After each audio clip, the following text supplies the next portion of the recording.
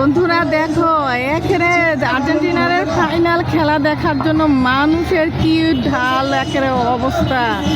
এত মানুষ প্রজেক্টর লাগাইছে, আর মানুষ দেখো কত মানুষ একেবারে আজকে আর্জেন্টিনার খেলা দেখার জন্য মানুষ ব্যাকুল হয়ে গেছে, একেবারে পাগল হয়ে গেছে দেখো ফাইনাল খেলা দেখার জন্য। তো মানুষের খেলা দেখার জন্য আমাদেরও উৎসাহ জাগলো, আমরাও এসে দেখো তোমাদের সঙ্গে একটু শেয়ার করে ফেললাম। বন্ধুরা, তোমাদের ওইদিকে খেলা দেখার কি অবস্থা সবাই কমেন্টে জানাবা। তোমাদের ওইদিকেও কি এইরকম অবস্থা? আর্জেন্টিনার খেলা দেখার জন্য সবাই কি পাগল হয়ে গেছে? সবাই কমেন্টে জানাও তাড়াতাড়ি। দেখো কি অবস্থা, মেয়েরাও শুধু আছে, দেখছো মেয়েরাও আছে, অনেক মেয়েরাও আছে, সবাই খেলা দেখার জন্য পাগল হয়ে গেছে। তো আমরাও আসলাম, সবাই দেখতেছে, তো আমরা বাসা থেকে দেখতে পেলাম, তো ছাদে এসে দেখতেছি, দেখো তোমাদের সঙ্গে শেয়ার করলাম বন্ধুরা। তো যাই হোক, সবাই এনজয় করো, বেশি বেশি করে খেলা দেখো। আজ দেখা যাক কে হারে কে জেতে, তাই না? কে হারবে কে জিতবে এটাই হলো কথা। কে লেছে ট্রফি? আর্জেন্টিনার লেছে না স্পেন না? দেখো বন্ধুরা, কেউ কিন্তু ঈদের সময় এরকম আনন্দ করে না। খেলা দেখার জন্য সবার কি আনন্দ। তো তোমাদের মধ্যেও কি এরকম আনন্দ যাচ্ছে? অবশ্যই সবাই কমেন্টে জানাও। এত মানুষ দেখো, মানুষের ভিড় কি বাবা! বাহাদুর বাজারে মনে হচ্ছে একেবারে পুরোটা মানুষের ঢল নামছে, মানুষের ঢল, মানুষের এত ঢল নামছে, এত মানুষ। আল্লাহ, এত মানুষ কোথায় ছিল? মেয়েরা সব আসছে এখানে খেলা দেখতে। দেখো এত মানুষ কোথায় ছিল?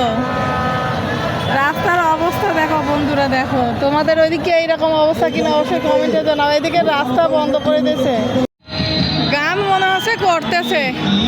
দেখো বন্ধুরা কত আনন্দ। শনি কাল ভালোবাসনি,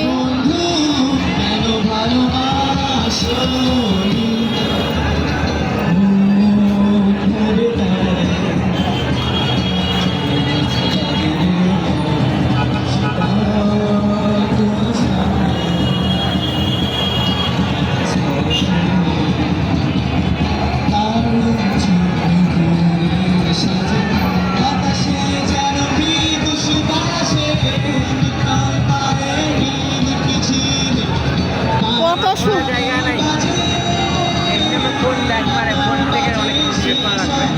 আচ্ছা, জিতবে কে? আর্জেন্টিনার নাকি?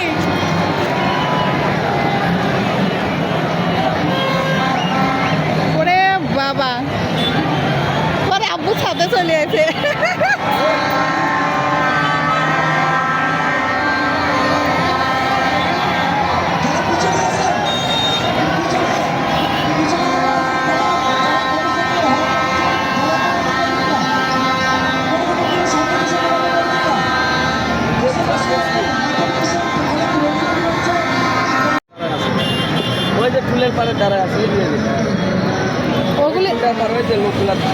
ওই টুলগুলি তো ছেলেরাও দাঁড়ায় আছে, ছেলেরা আছে, মেয়েগুলো